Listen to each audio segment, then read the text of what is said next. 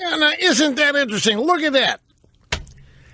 Right now, as we speak, you don't need to watch it. I'll tell you everything you need to know about it. Karl Rove is on Fox talking to Gretchen Carlson, explaining the GOP has just launched a website to explain a potential contested convention. You want me to translate that for you?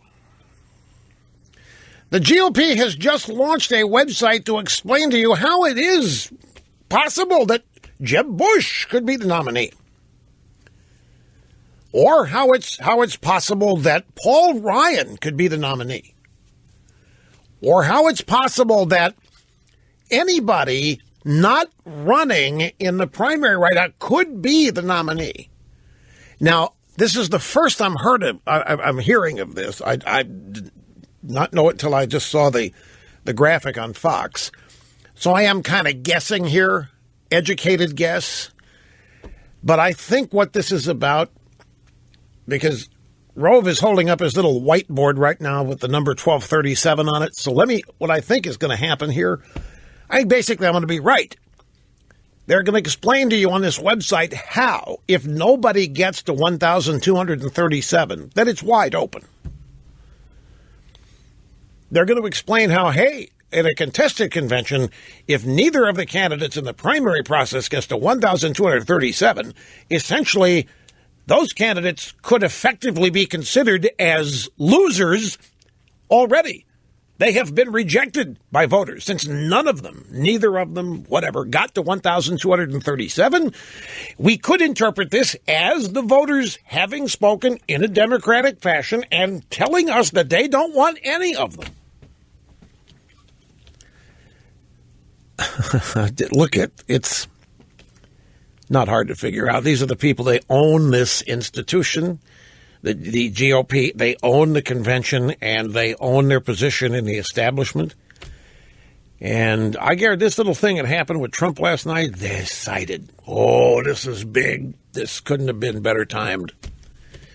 This abortion and Chris Matthews. You might think the GOP establishment, oh, no, they're going to get... No, they're not looking at it that way at all. They're going, right on. They think it's going to disqualify Trump and make it easier to deny him the nomination if he doesn't get to 1237. Don't doubt me on this stuff. Again, I'm just educated guessing. Here's another. Tech CEOs and top Republicans plot to stop Trump at secretive meeting. Well, we know that happened. The New York Times had a story on that meeting. That strategy, that secret strategy to deny Trump, actually starts with the Wisconsin primary. It's a 100-day plan. I read about it. I saw it in the New York Times. That's like seeing it on TV. Speaking of which, from the Wisconsin State Journal, Texas Senator Ted Cruz has leaped ahead of Donald Trump in Wisconsin, while Bernie Sanders has an edge over Hillary Clinton, according to the latest Marquette Law School poll. It was released yesterday. The poll comes less than a week after Wisconsin's presidential primary, less than a week before it. 957 likely voters. Cruz is at 40%. Trump is at 30%. Kasich is at 21%. And Bernie Sanders held a 49 to 45 lead over Hillary among likely Democrat voters. This poll was conducted March 24th to 28th. Again, 957 likely voters, not registered, but likely. That means people will give it a lot of weight. Now, the last Marquette Law School poll in February showed Trump with a double-digit lead in Wisconsin. But the landscape has changed immensely since then. The poll was taken before Marco Rubio and Ben Carson dropped out of the race.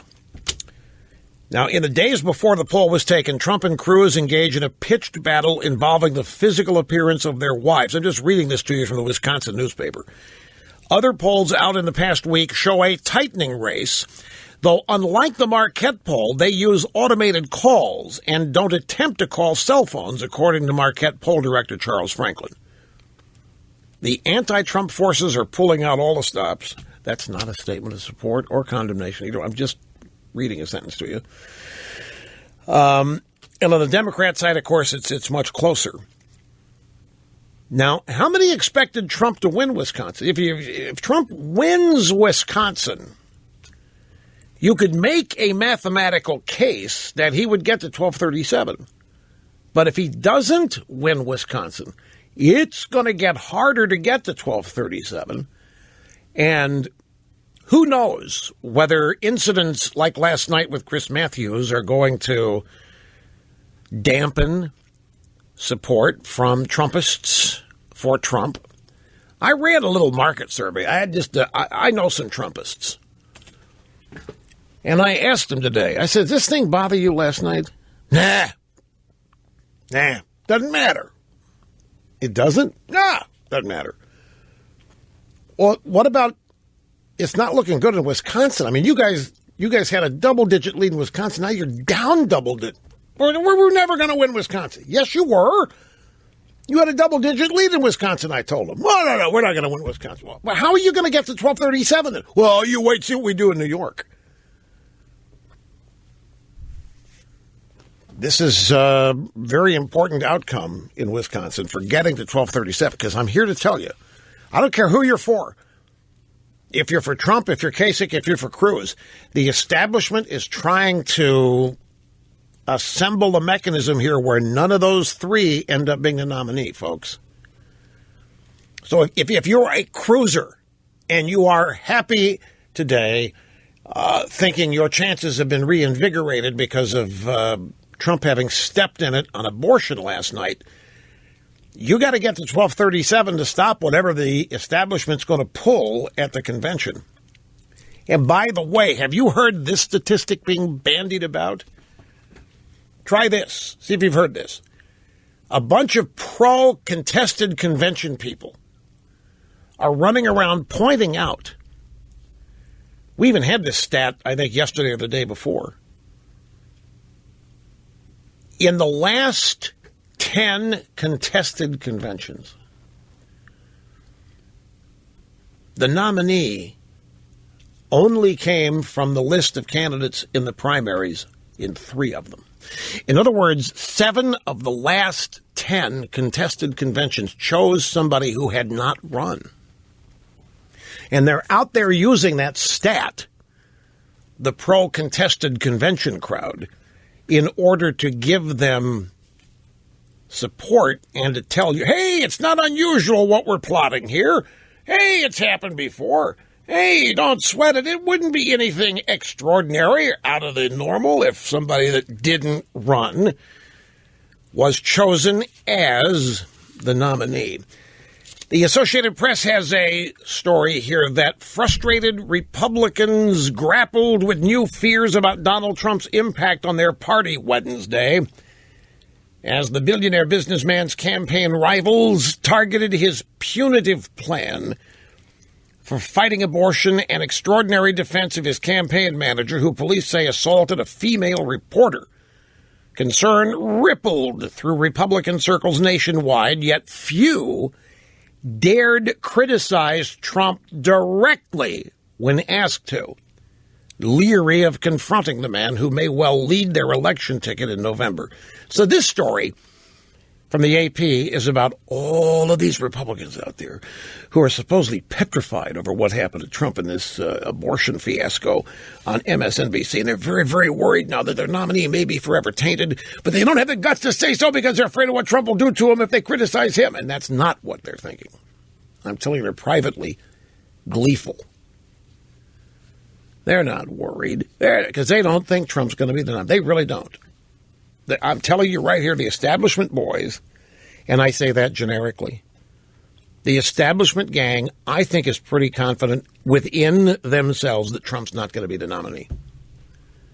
I think they're telling themselves that nobody's going to get to 1237. Now, I know you've probably heard people say, well, it doesn't matter, Rush. It's going to be Trump or Cruz. I mean, they're 2 top vote getters. It's got to be Trump or Cruz, even if neither of them gets 1237. No. It doesn't have to be Trump or Cruz. Just listen to these contested convention guys talk. They don't include Cruz in any of their plans, and Cruz is the number 2 guy. If Trump doesn't get to 1237, it's tough for Cruz to. Although his supporters think that there is a path for him to do it, it would require Kasich maybe exiting. But the point is, when you listen to contested convention crowd on the Republican Party talk about what would happen, they don't include Cruz in their list of that's because they don't. That's why I am pretty confident in believing that their intention is to choose somebody that has either already lost and exited the primaries or somebody who never got in them, a la Paul Ryan.